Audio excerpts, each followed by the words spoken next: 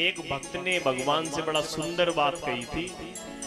बोले भगवान एक बात बताओ। बोले क्या? कि जो आपके रंगमंच पे खराब कलाकारी करता है तो उसको द्वारा रंगमंच पे नहीं बुलाया जाता है। जैसे रामलीला में कोई लक्ष्मण बने या राम बने और उसकी कलाकारी अच्छी नहीं हो तो उसे द्वारा बुलाओगे? नहीं बुलाओगे ना।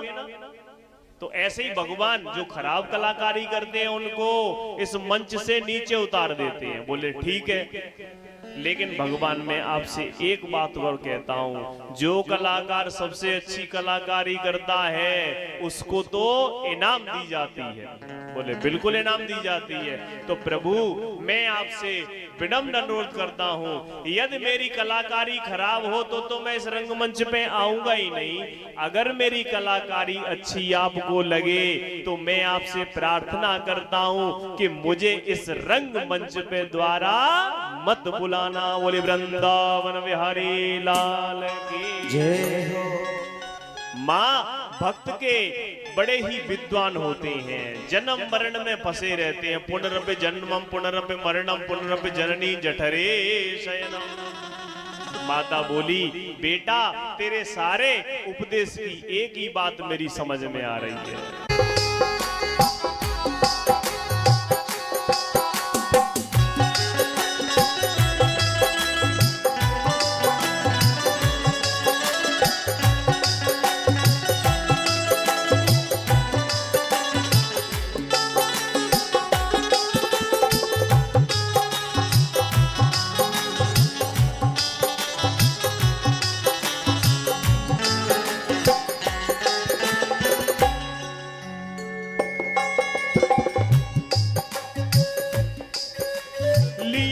जन्म तूने बड़े कष्ट सह कर, लिया जन्म तूने बड़े कष्ट सह कर, पुकारा प्रभु को उल्टे लटक कर, पुकारा प्रभु को उल्टे लटक कर। उसी भक्त वत्सल के तुम गीत गालो, उसी भक्त वत्सल के तुम गीत गालो। जो कुछ भी बची है उन्हीं को संभालो, जो कुछ भी बची है उन्हीं को संभालो। श्री राधे।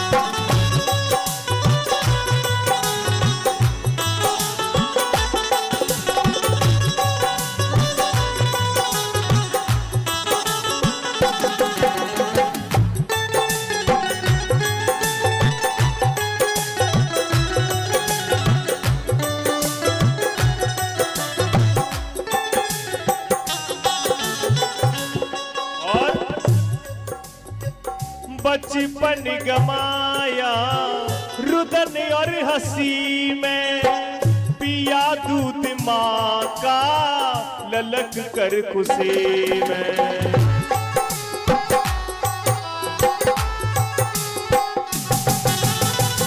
बचपन गमाया रुदन और हंसी में, पिया दूध माँ का ललक कर खुशी में। पिया दूध माँ का ललक कर खुशी में, पिया दूध माँ का ललक कर खुशी में। बचपन बिताया तो यौवन संभालो, बचपन बिताया तो यौवन संभालो। जो कुछ भी बची है उन्हीं को संभालो, जो कुछ भी बची है उन्हीं को संभालो। श्री राम।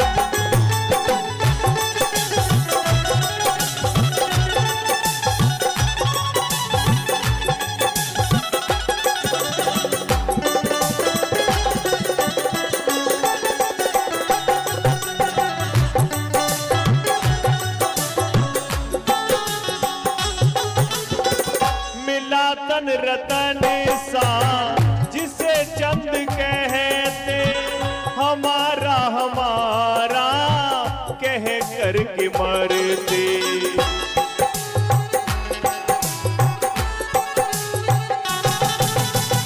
मिला तन रतन सा उसे चंद्र कहते, हमारा हमारा कह करके मरते।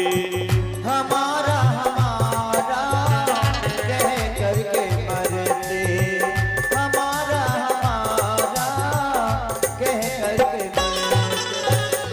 मिला पंच तत्वों से उन्हीं में मिला दो, मिला पंच तत्वों से उन्हीं में मिला दो। जो कुछ भी बची है उन्हीं को संभालो, जो कुछ भी बची है उन्हीं को संभालो, जो कुछ भी बची है उन्हीं को संभालो, जो कुछ भी बची है उन्हीं को संभालो, जो कुछ भी बची है उन्हीं को संभालो।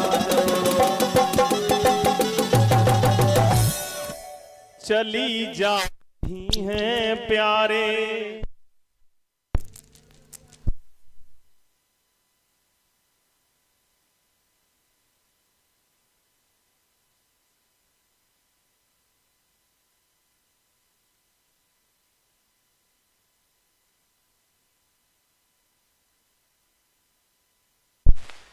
श्री राधे बोली सामने सरकार की जय। इस प्रकार से माता अदिति हर्षित हुई और प्रेम की धारा में बहने लगी। जब भक्ति की 10वीं परिस्थिति में मनुष्य पहुंच जाता है, 10वीं स्थिति में मनुष्य पहुंच जाता है, तो जो मनुष्य का शरीर है वह पानी बनकर बहने लगता है। तो मैया का जो शरीर है वो सिद्धदा नामक नदी बनकर बहने लगी और मेरे प्रभु ने प्रणाम किया और जल का आचमन किया और सीधे गंगा सागर क्षेत्र में चले गए।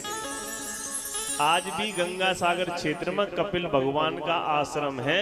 जो तीर्थ करने के लिए गंगा सागर गए होंगे उन्होंने दर्शन किए होंगे। बोले कपिल भगवान की जय हो। मैत्री मुनि जी कहते हैं, हे विदुर जी, मनु महाराज की बड़ी बेटी आकुति का विवाह रुचि प्रजापति के साथ पुत्र का धर्म के आश्रय को लेकर हुआ।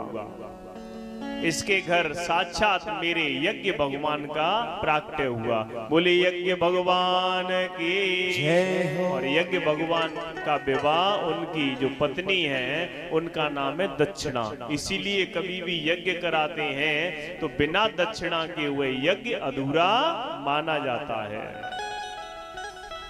और प्रसूति देवी का विवाह दक्ष प्रजापति के साथ हुआ, जिनके 16 बेटियां थीं और जिसमें 13 कन्याएं थी वो धर्मराज के लिए ब्याई, और स्वा नामक की जो बेटी थी वो अग्निदेव के लिए ब्याई, और स्वधा नाम की जो बेटी थी वो पितरों के लिए ब्याई, और सती नाम की बेटी थी वो शंकर भगवान के लिए ब्याई। लेकिन इनके यहाँ कोई भी पुत्र नहीं हुआ।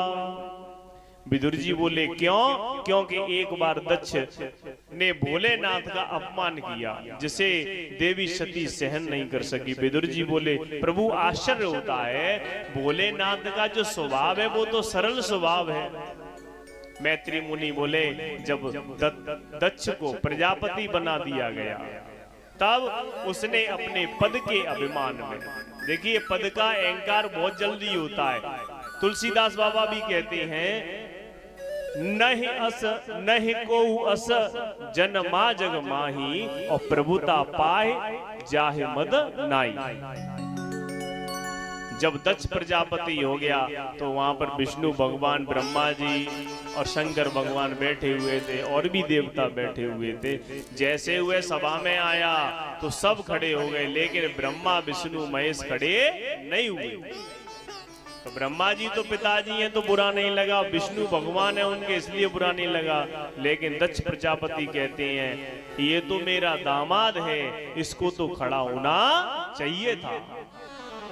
लेकिन ये सभ्य भाषा कहाँ समझता है, इसके अंदर संस्कार कहाँ से हो सकते हैं। शमशान में रहता है, भूतों के साथ रहता है, सांप बिच्छू कांतर लटका कर घूमता है।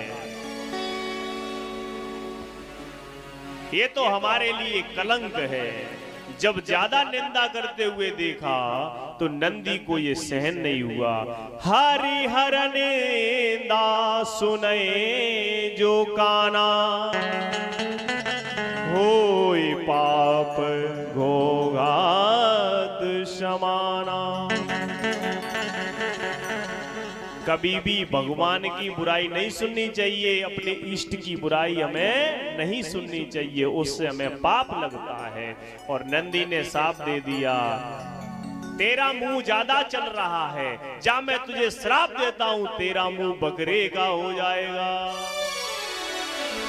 इतने में भृगु जी खड़े हो गए, दाढ़ी पे हाथ फेर कर बोले, शिव जी के जितने भी भक्त हैं मैं उनको श्राप देता हूं, सब पाखंडी हो जाएंगे। इतने में सारे गढ़ खड़े हो गए। बुड्ढे बाबा हमें श्राप देते हैं कि तेरे चटकोरे जो ब्राह्मण हैं वो सब कैसे भिखमंगा हो जाएंगे। भोलेनाथ बोले, अरे राम राम राम, ये स्वागत समारोह है, ये तो श्राप समारोह है। आज मेरे भोलेनाथ अपने गणों के साथ वापस अपने कैलाश पर्वत पर चले गए। बोले शंकर भगवान की जय हो। लेकिन दक्ष के अंदर आज भी शिवजी के प्रति ईर्ष्या लगी हुई है। आज उसी ईर्ष्या में राजा दक्ष ने क्या किया, हरिद्वार में कनखल नामक स्थान पर विराट यज्ञ का आयोजन किया, सभी को निमंत्रण दिया, लेकिन शंकर भगवान के लिए निमंत्रण नहीं दिया। सभी देवता कैलाश पर्वत के ऊपर होके जा रहे हैं। देखो, अगर किसी को धोखे से भी ये पता पड़ जाए जिस गांव में तुम्हारी ससुराल हो और पड़ोसी की जानकारी हो और तुम्हारी ससुराल से खटपट है गई हो, तो पड़ोसी 3 बार जरूर पूछेगा, क्यों भैया आज तो तुम्हारे यहाँ फलाना प्रोग्राम है, चल नहीं रहे हो? क्यों? क्योंकि उसे आनंद आता है, क्योंकि वो जानता है कि ये जाएगा, उसको चिढ़ाता है वो व्यक्ति। यही आज देवताओं ने किया। बताओ पृथ्वी कितनी बड़ी है, कहीं से भी जा सकते थे देवता, नहीं, लेकिन सब देवताओं के विमान कैलाश पर्वत के ऊपर से होके निकल रहे हैं। मैया ने देखा तो मैया ने कहा कि ये सब कहां जा रहे हैं। तो मैया को पता चला कि मेरे पिता के यहाँ उत्सव है। तो बड़े ही सुंदर भाव से मेरी मैया ने कहा, पिता भवन उत्सव परम, जो प्रभु आयुष द्योहि, तो मैं जाऊं कृपायतन, सादर देखन तो। शंकर भगवान बोले, बिना निमंत्रण के कहीं भी जाना नहीं चाहिए, ये ठीक नहीं है, उचित नहीं है। क्योंकि दक्ष सकल निज सुता बुलाई, हमरे बयर तुम्हें बिसराई। जो बिनु बोले जाहू भवानी, रयहु नसीलो सनेहो न कानी।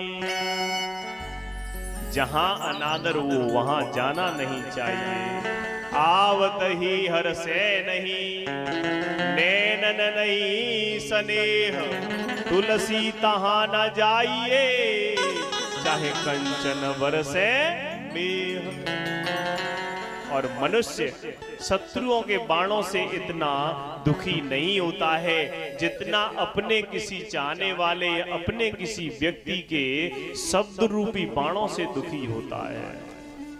शिव जी के बार बार समझाने पर मैया नहीं मानी, तब सती पिता के घर जाने की जिद करने लगी। तो मेरे प्रभु ने अपने गणों को मैया के साथ भेज दिया। पिता के घर पहुंची, दक्ष न कछु पूछी कुशलाता, सतेह बिलो के जरे सब गाता, सादर भल ही मिली एक माता, भगिनी मिली बहुत मुस्काता।